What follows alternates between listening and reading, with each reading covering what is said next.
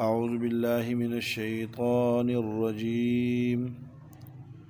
بسم الله الرحمن الرحيم. وأنفقوا في سبيل الله ولا تلقوا بأيديكم إلى التهلكة وأحسنوا إن الله يحب المحسنين.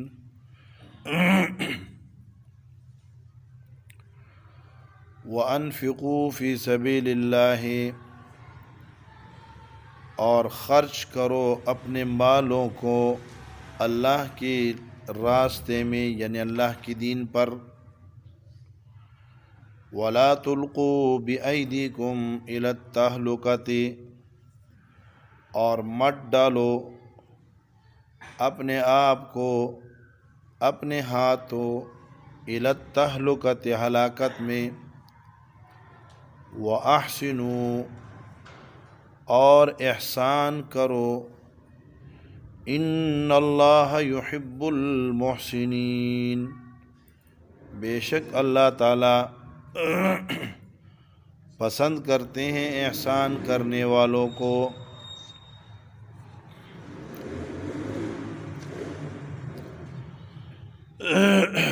سورۃ بقرہ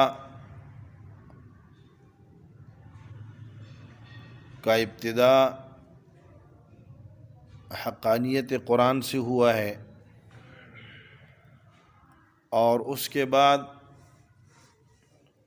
مسئلہ توحید کا تفصیلی تذکرہ ہوا ہے آیت نمبر 124 تک. آیت نمبر 124 سے آیت نمبر 178 تک، 176 تک سورت کا دوسرا حصہ، یعنی سورت کا دوسرا مضمون مسئلہ رسالت کا بیان ہوا ہے. گویا لا الہ الا اللہ محمد الرسول اللہ، اس کی پوری تفصیل یہ آیت نمبر 176 تک آ گئی. آیت نمبر 177 سے 76 سے بلکہ سورت کا دوسرا حصہ شروع ہوا ہے. اس دوسرے حصے میں بنیادی طور پہ مسئلہ جہاد کا ذکر ہے، اور مسئلہ جہاد کے لیے ضمنی مسائل وہ تہذیب الاخلاق، تدبیر منزل، سیاست مدینہ اور انفاق فی سبیل اللہ، یہ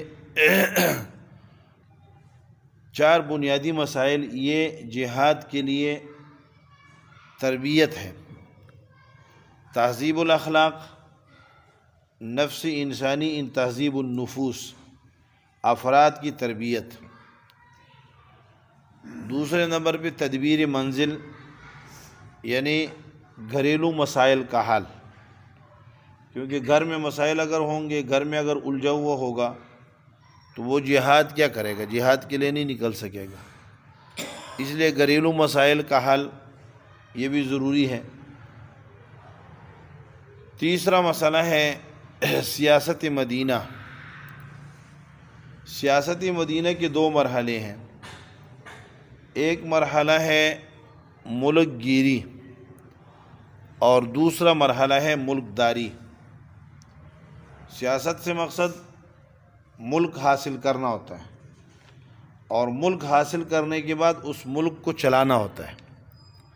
ملک گیری ملک لینا، ملک داری ملک چلانا. ملک گیری کے لیے جہاد ہے، اور ملک داری کے لیے قوانین، قواعد و ضوابط ہے، تعزیرات ہے، اسی طرح قصاص ہے، اسی طرح یہ جو احکامات ہے، حدود ہے، قصاص ہے، یہ ساری چیزیں یہ پھر کس میں آ جاتی ہیں؟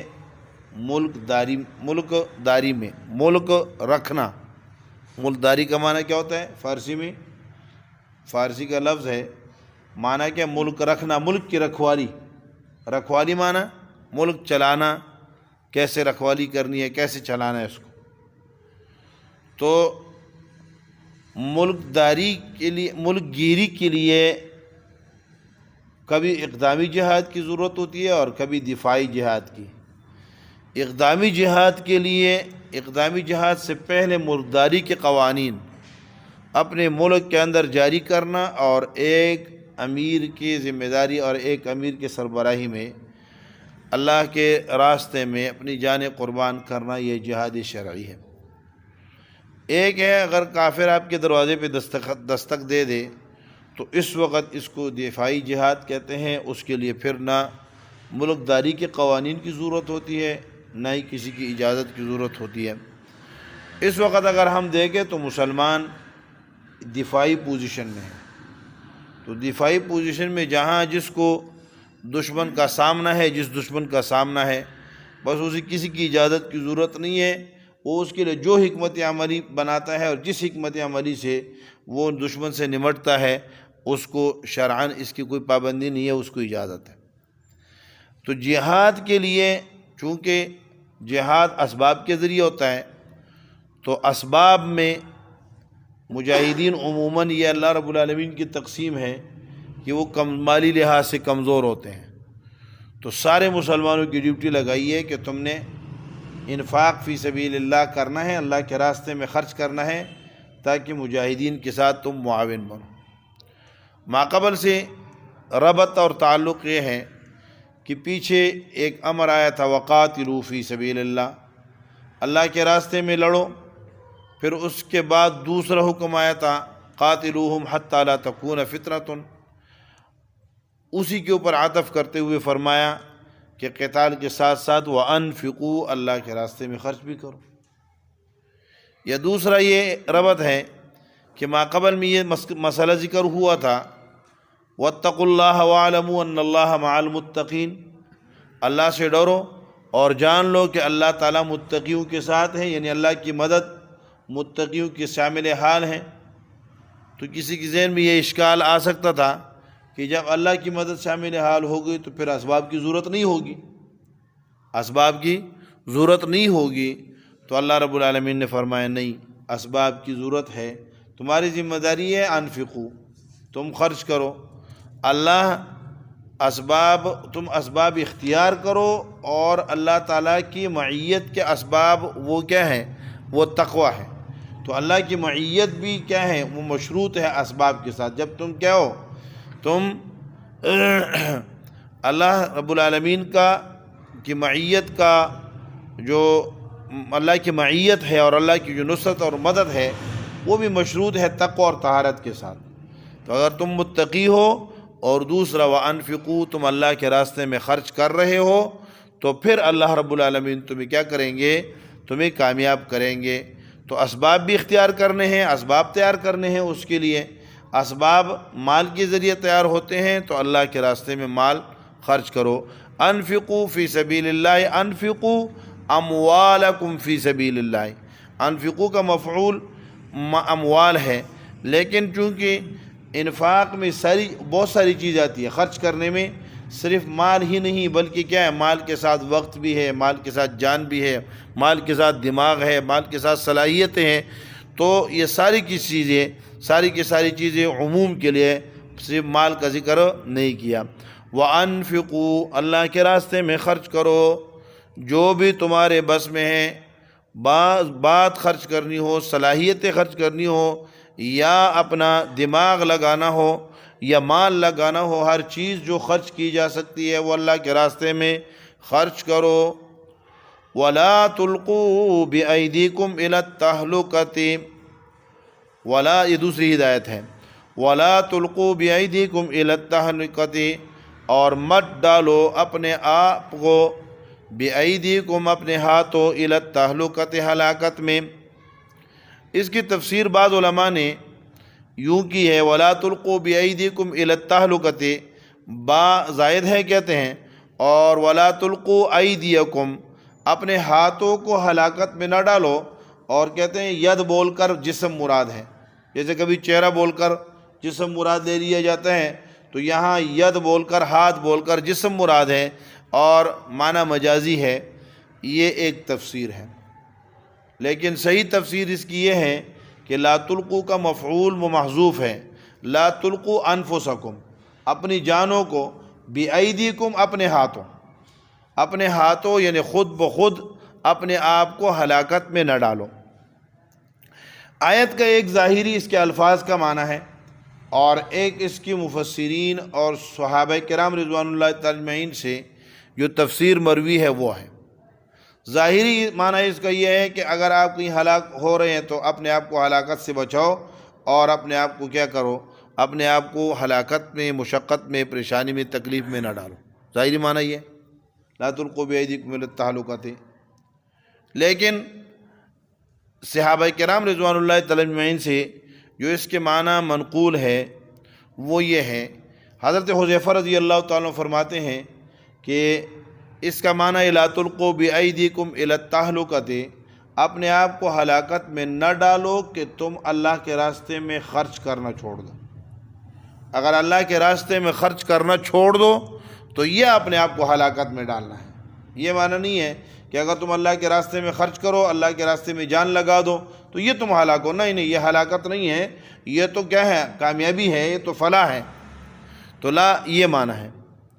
دوسرا، یزید ابن ابی عمر یہ روایت کرتے ہیں کہ ہم قسطنطنیہ کے جنگ میں تھے اور اس میں ایک مہاجر صحابی نے ایک زبردست حملہ کیا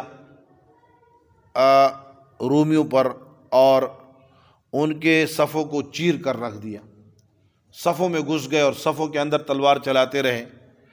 پھر باہر نکلے تو بعض لوگوں نے کہا کہ انہ القی نفسہ فی التہلکۃ، اس نے اپنے آپ کو ہلاکت میں ڈال دیا، اور فرمایا یہ بھی ساتھ آیت پڑھی ولا تلقوا بأیدیکم الی التہلکۃ، اپنے آپ کو ہلاکت میں مت ڈالو۔ تو ابو ایوب انصاری رضی اللہ تعالیٰ نے فرمایا کہ نحن اعلم بمعنی الآیات منکم، ہمیں آیات کے معنی تم سے زیادہ اچھی طرح معلوم ہے۔ فینا انصار نزلت، یہ آیت ہم انصار کے بارے میں نازل ہوئی ہے کہ ہم نے جب آپ علیہ الصلوۃ والسلام اور اسلام کو غلبہ حاصل ہوا اور مسلمانوں نے سکھ کا سانس لیا تو ہم انصار نے آپس میں سرن چھپ کر یہ بات کہی کہ ہم نے اپنے مالوں پر، اپنی جانوں پر، اپنی اولاد پر، اپنی جائیدادوں پر، سب پر آپ علیہ الصلوۃ والسلام کو ترجیح دی، ہم نے سب کچھ پیچھے چھوڑا اور آپ کو آگے رکھا اور ساری قربانیاں دے کر آج الحمدللہ اسلام کیا ہو گیا ہے، اسلام مضبوط ہو گیا ہے، اسلام غالب ہو گیا ہے۔ آئیں اب اپنے مال اور اپنی جائیدادوں اور اپنی اولاد اس کی کوئی فکر کر لے جن کو ہم نے کیا کر دیا ہوا ہے، بالکل پس پش ڈال دیا ہے، اپنے کاروبار کی طرف کوئی توجہ نہیں ہے، ساری توجہ ادھر ہے۔ تو کہتے ہیں جب ہم نے یہ بات کہی تو اللہ رب العالمین نے اپنے حبیب کو مطلع فرما کے کہا کہ لا تلقوا بأیدیکم الی التہلکۃ، بھائی اپنے آپ کو ہلاکت میں مت ڈالو۔ اس سے علماء نے یہ بات نکالی ہے کہ اگر ایک آدمی کو اللہ نے دین کی کسی کام میں لگایا ہوا ہے، دین کی کسی عمل میں لگا ہوا ہے، مسجد کی خدمت کر رہا ہے، مدرسے کی خدمت کر رہا ہے، جی علماء کی خدمت کر رہا ہے، درس و تدریس میں لگا ہوا ہے، کوئی بھی دینی عمل ہے اس میں لگا ہوا ہے اور وہ اس سے پیچھے ہٹ جاتا ہے کہ یار میرے تو کام بھی ہے، میرے کاروبار ہے، میرا فلان ہے، میرا ڈھنگنا ہے، تو فرمایا گویا کہ اس نے اپنے آپ کو کیا کر دیا، ہلاکت میں ڈال دی۔ یا اپنے آپ کو ہلاک کرنا ہے، یا اگرچہ یہ سمجھ رہا ہوگا کہ میں مسجد کو، میں تبلیغ کو، میں دینی امور کو، میں درس و تدریس کو، میں مدرسے کو، میں جو ہے نا دینی کاموں کو 2-4 گھنٹے دیتا ہوں روزانہ، میں اس ٹائم میں اپنا کوئی کام کر کے تو اپنے کاروبار کو جو ہے نا بہتر بنا لوں۔ فرمایا یہ تو یہ سوچ رہا ہے لیکن حقیقت میں یہ اپنے آپ کو کیا کر رہا ہے، ہلاک کر رہا ہے۔ اس لیے فرمایا لا تلقوا بأیدیکم الی التہلکۃ کا معنی کیا ہے، یہ ہے کہ اپنے آپ کو ہلاکت میں مت ڈالو۔ کسی بھی دینی امر کے اندر اللہ نے آپ کو رکھا ہوا ہے، اور آپ کہیں کہ اس کو چھوڑ کے میں کوئی دنیاوی کام اس کے ذریعے کر لوں، اپنی دنیا کی اصلاح کر لوں، اپنی دنیا کا کوئی فائدہ کر لوں، فرمایا یہ کیا ہے؟ اپنے آپ کو ہلاکت میں ڈالنا ہے۔ لا تلقوا بأیدیکم الی التہلکۃ۔ ایک تفسیر اس کی یہ بھی کی گئی ہے کہ انسان گناہ کر لے اور گناہ کر کے کیا کہہ دے، یار میں نے اتنے گناہ کر لیا، اب میری توبہ ہی نہیں قبول ہوگی۔ تو بعضی لوگوں نے اس طرح کیا کہ گناہگار تھے، گناہ کیے تھے، تو کہنے لگے کہ اللہ تعالیٰ ہمیں نہیں بخشیں گے، یعنی اللہ کی رحمت سے نا امید ہو گئے۔ تو رب العالمین نے کہا لا تلقوا بأیدیکم الی التہلکۃ، اپنے آپ کو ہلاکت میں مت ڈالو۔ مطلب یہ ہے کہ اللہ کی رحمت سے نا امید بھی نہیں ہونا، اور توبہ سے کیا نہیں کرنا، توبہ سے باز نہیں رہنا، بلکہ توبہ کرتے رہنا ہے۔ گناہ ہوتے رہیں، توبہ کرتے رہو، اللہ کی رحمت سے نا امیدی یہ حرام ہے، یہ نہیں کرنی۔ تو فرمایا لا تلقوا بأیدیکم الی التہلکۃ، اپنے آپ کو اپنے ہاتھوں ہلاکت میں مت ڈالو۔ اور یہ آخری معنی کر کے وَأَحْسِنُوا کا کیا ہے، وَأَحْسِنُوا کا ربط بھی ظاہر ہو جاتا ہے کہ بھائی گناہ اگر کیے ہیں تو گناہوں سے توبہ سے ہچکچاؤ نہیں، توبہ کرو، معافی مانگو اور اچھے اعمال کر لو۔ احسنوا، نیک اعمال کر لو۔ ان الحسنات یذہبن السیئات، نیکیاں آپ کے گناہوں کو بہا کر لے جائیں گی، مٹا دیں گی۔ اس لیے کیا کرو، احسنوا، احسان کرو، اچھے اعمال کرو، اچھائیاں کرو۔ وَأَحْسِنُوا، احسان یہ 3 قسم کے مقامات پہ احسان کا استعمال ہوتا ہے۔ احسان معاملات میں، احسان عبادات میں، اور احسان عمل میں۔ احسان عمل میں، احسان معاملات میں، احسان عبادت میں یہ ہے، جیسے بخاری شریف میں روایت ہے حدیث جبریل میں، جبریل علیہ السلام نے نبی علیہ السلام سے پوچھا کہ مل احسان، احسان کس کو کہتے ہیں؟ آپ نے فرمایا مل مسئول عنہا بعلم من السائل، کہ جس سے سوال کیا جا رہا ہے وہ سوال کرنے والے سے زیادہ علم والا نہیں ہے، یعنی آپ بتا دیں۔ حضرت یہ احسان کا تو نہیں، یہ تو قیامت کے بارے میں یہ سوال تھا۔ اس کے بارے میں بھی کیا تھا نا، احسان کے بارے میں یہ فرمایا کہ تم ایسی بات کرو اللہ کی جیسے اللہ تمہیں دے۔ تو کر رہا ہوں نا، ایک منٹ۔ اچھا نہیں، وہ یہ جبریل علیہ السلام نے، نبی صلی اللہ علیہ وسلم نے خود اس کا جواب دیا۔ جبریل امین نے پوچھا تھا حدیث جبریل میں، ٹھیک ہے۔ احسان پہلے پوچھا تھا مل ایمان، ایمان کیا ہے؟ تو آپ نے فرمایا کہ ایمان یہ ہے کہ ان تؤمن باللہ و ملائکتہ، وہ پوری ایمانیات ساری بتائی تھی، اور اقامت صلاۃ وغیرہ یہ بھی۔ پھر اسلام کے بارے میں پوچھا، پھر آپ نے کہا کہ آپ نماز قائم کریں۔ آپ پوری حدیث تو میں نہیں سنا رہا نا، وہ حصہ جو احسان کے ساتھ متعلق ہے۔ پھر آپ نے پوچھا کہ مل احسان، احسان کیا ہے؟ تو آپ نے فرمایا کہ مل مسئول عنہا بعلم من السائل۔ تو آپ نے فرمایا، جبریل امین نے کہا کہ احسان یہ کہ ان تعبد اللہ کأنک تراہ فإن لم تکن تراہ فکأنہ یراک، کہ آپ اللہ کی عبادت یوں کریں جیسے کہ آپ اللہ کو دیکھ رہے ہیں، حضوری جس کو کہتے ہیں، خشوع اور خضوع۔ اگر یہ مرتبہ حاصل نہیں ہو سکتا تو کم از کم یہ ہو کہ اللہ مجھے دیکھ رہے ہیں، میں اللہ کی بات کر رہا ہوں، اللہ سے ملاقات، اس میں بہت مزہ ہے، اللہ ہمیں نصیب فرما دے۔ عبادت کے اندر اگر یہ تصور بندے کا آ جائے کہ میں اللہ سے ملاقات کر رہا ہوں، اللہ مجھے دیکھ رہے ہیں، میں اللہ کو دیکھ رہا ہوں، یا میں اللہ کو دیکھ رہا ہوں، یہ تو بہت بڑا مرتبہ ہے، بہت بڑا درجہ ہے۔ یہ تو ہمیں بہت محنت کرنی پڑے گی اس کے حصول کے لیے، لگے رہیں۔ لیکن یہ ہے کہ اللہ مجھے دیکھ رہے ہیں، یہ ذرا تھوڑا آسان سا درجہ ہے۔ تو کم از کم جب بندہ نماز کے لیے کھڑا ہو، کوئی بھی عبادت کرے، ان تعبد اللہ، ان تصلی اللہ نہیں، ان تعبد اللہ، کوئی بھی عبادت کرے، آپ نماز پڑھیں، آپ زکوٰۃ دیں، آپ حج کریں، آپ روزہ رکھیں، آپ نفل، آپ تلاوت کریں، آپ جو ہے ذکر کریں، کوئی بھی عبادت کریں، تو اس کے اندر کیا ہو، یہ تصور ہو کہ میرے رب مجھے دیکھ رہے ہیں۔ اب اگر ہم درس میں بیٹھے ہیں اور یہ خیال ہو کہ اللہ دیکھ رہے ہیں، ہاں اللہ اکبر، تو کتنا یہ یعنی اللہ رب العالمین مجھے دیکھ رہے اور پیار سے دیکھ رہے ہیں۔ بہرحال تو فرمایا کہ احسان یہ ہے۔ دوسرا احسان معاملات میں ہے۔